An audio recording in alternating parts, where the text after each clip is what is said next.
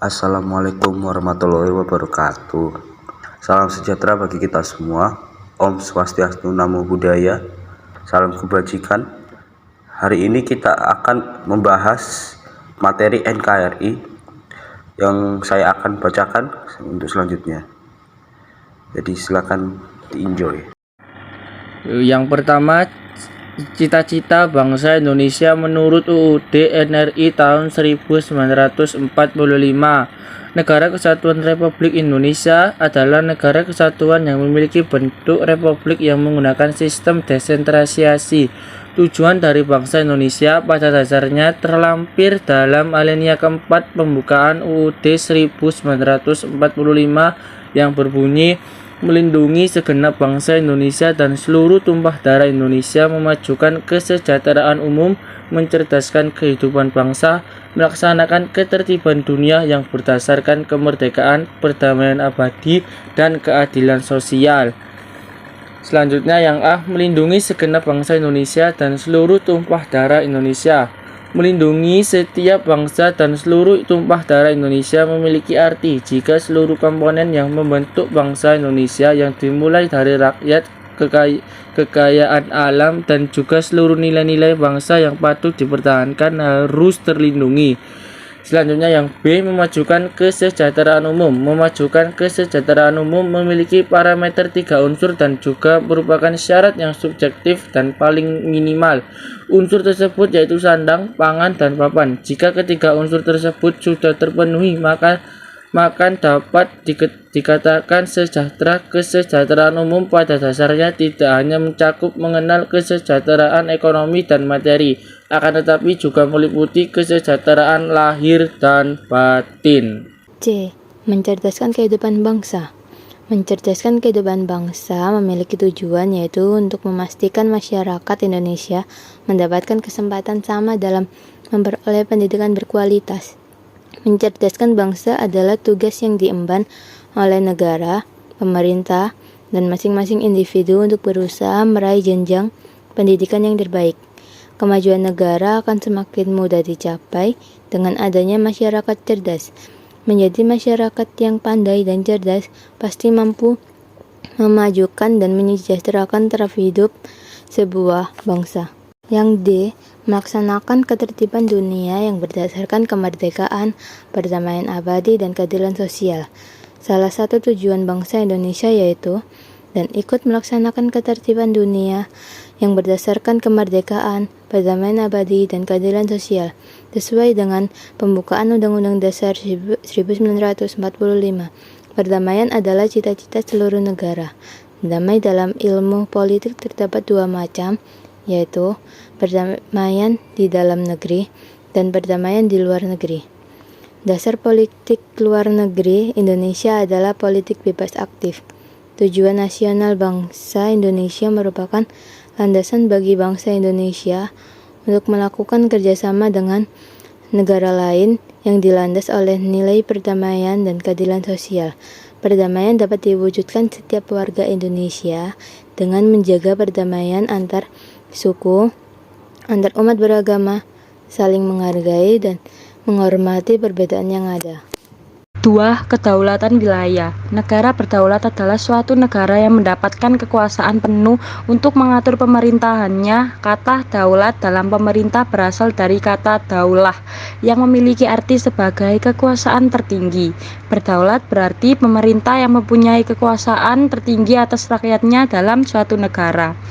A. Kewilayahan negara Indonesia. Kewilayahan negara Indonesia terdiri atas daratan dan perairan. Dalam kehidupan bernegara, geografi merupakan suatu fenomena yang mutlak diperhitungkan baik fungsi maupun pengaruh terhadap sikap dan tata laku negara yang bersangkutan. Belanda membuat peraturan tentang wilayah teritorial pada saat wilayah Indonesia merdeka, yaitu Territorial Zien Maritim Kringen Ordonansi 1939. Luas laut Indonesia sekitar 5.176.800 km 2, yang berarti luas wilayah laut Indonesia lebih dari 2,5 kali luas daratannya. pemahaman akan hak dan kewenangan atas laut sesuai UNCLOS dalam kaitannya pengelolaan sumber daya laut dan perikanan. Ada 3 jenis perairan sebagai berikut. 1. Wilayah laut dengan kedaulatan penuh bagi Indonesia. A. Perairan pedalaman. Perairan pedalaman merupakan bagian dari wilayah perairan Nusantara. B. Perairan Nusantara. Bagian luar perairan pedalaman adalah perairan Nusantara. Wilayah perairan laut-laut terletak di antara pulau-pulau. C. Laut teritorial. Laut teritorial wilayah perairan di luar perairan Nusantara yang lebarnya tidak melebihi 12 mil laut yang diukur dari garis pangkal. 2. Wilayah laut dengan hak berdaulat atas kekayaan alam yang dikandung serta hal-hal tertentu. A. Zona tambahan. Di luar laut teritorial terdapat laut di mana Indonesia mempunyai kewenangan-kewenangan tertentu. B. Zona ekonomi eksklusif atau Z. Menurut UNCLOS 1982 ayat 56, Z adalah suatu daerah di luar dan berdampingan dengan laut teritorial. C. Landas kontinen. Landas kontinen atau kontinen shelf adalah pada awalnya merupakan istilah geologi. Landasan kontinen dibahas pada Konvensi Hukum Laut Internasional 1 tahun 1958, Ketetapan Konvensi di Jenewa, yang mengeluarkan pengumuman tentang landas kontinen tanggal 17 Februari 1969 dan telah menetapkan Undang-Undang Nomor 17 Tahun 1973 tentang landas kontinen. Seiring dengan perkembangan teknologi eksploitasi dasar laut, maka penetapan wilayah landas kontinen kedalaman air hingga 200 meter menjadi bahan pembicaraan serius. Pada Konvensi Hukum Laut Internasional 3 1973 sampai 1982. Di samping itu telah pula berkembang pengertian continental shelf dalam artian geologi dan dalam artian yuridis. Pada UNCLOS 3 telah ditetapkan landas kontinen dengan pengertian yuridis, kewenangan suatu negara pantai atas kekayaan alam meliputi dasar laut dan tanah. Jarak 200 mil laut dari garis pangkal di mana lebar laut teritorial diukur.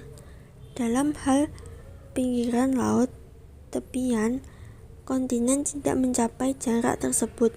Pasal 76 ayat 1. Penetapan batas landas kontinen Indonesia memiliki kepentingan menyangkut 1. Batas landas kontinen dengan negara tetangga yang berhadapan yang dilakukan dengan setujuan atas dasar hukum internasional. 2. Batas landas kontinen hingga 200 mil dari garis pangkal. 3. Wilayah laut di mana Indonesia memiliki kepentingan umum tidak memiliki kedaulatan kewilayahan atau kewenangan dan hak berdaulat atas laut tersebut, meliputi wilayah perairan laut bebas atau Z dan dasar laut internasional di luar landas kontinen Indonesia. Oke, yang selanjutnya adalah batas wilayah negara Indonesia. Indonesia adalah negara kepulauan di Asia Tenggara yang memiliki 17.000 lebih pulau besar dan kecil. Sekitar 6.000 diantaranya tidak berpenghuni, yang menyebar di sekitar Khatulistiwa yang memberikan cuaca tropis. Posisi Indonesia terletak pada koordinat 6 derajat lintang utara sampai 11 derajat lintang selatan, dan dari 95 bujur timur sampai 141 bujur timur, serta terletak di antara dua benua, yaitu benua Asia dan benua Australia. Negara Kesatuan Republik Indonesia juga diapit oleh dua samudra, yaitu Samudra Hindia dan Samudra Pasifik. Perbatasan wilayah darat dan laut negara Indonesia sebagai berikut. Yang pertama adalah batas darat. Setiap negara berwenang untuk menetapkan batas terluar wilayahnya. NKRI berbatasan dengan 10 negara tetangga. Di darat, Indonesia berbatasan dengan Malaysia, Papua Nugini, dan dengan Timor Leste. Sedangkan di laut, Indonesia berbatasan dengan India, Thailand, Malaysia, Singapura, Vietnam, Filipina, Papua Nugini, Australia, dan Timor Leste. Yang kedua adalah batas laut. Dalam menentukan batas wilayah laut, batas-batas tersebut diatur berdasarkan kesepakatan atau kebijakan, antara lain adalah A. Territorial Sea and Maritime Treaty Ordinance tahun 1939. Ordonansi 1939. Menurut Ordonansi 1939 ini, wilayah Indonesia terpecah-pecah dengan kebijakan bahwa laut adalah milik internasional. Laut menjadi pemisah bagi pulau-pulau di Indonesia. Wilayah Indonesia adalah pulau-pulau serta laut yang berjarak 3 mil sekeliling pulau. Yang B adalah Deklarasi Juanda tahun 1959. TZMKO 1939 tidak menjamin kesatuan wilayah Indonesia, sebab antara satu pulau dengan pulau yang lain menjadi terpisah-pisah, sehingga pada tanggal 13 Desember 1947 pemerintah Republik Indonesia mengeluarkan Deklarasi Juanda yang isinya adalah: pertama, segala perairan di sekitar di antara yang menghubungkan pulau-pulau dan termasuk negara Indonesia dengan tidak memandang luas lebarnya adalah bagian-bagian yang wajar daripada wilayah daratan Indonesia. Yang kedua adalah lalu lintas yang damai di perairan laut berdalaman bagi kapal-kapal yang dijamin selama dan sekedar tidak bertentangan atau mengganggu kedaulatan dan keselamatan negara Indonesia. Yang ketiga adalah batas laut teritorial adalah 12 mil diukur dari garis yang menghubungkan titik-titik ujung yang terluar pada pulau-pulau negara Indonesia. Sebagai negara kepulauan yang wilayah perairannya lautnya lebih luas daripada wilayah daratnya, maka peranan wilayah laut sangat penting bagi kehidupan bangsa dan negara. Gambar berikut ini adalah contoh dari perbatasan darat Indonesia dan perbatasan laut Indonesia. UNCLOS, United Convention on the Law of the Sea 1982.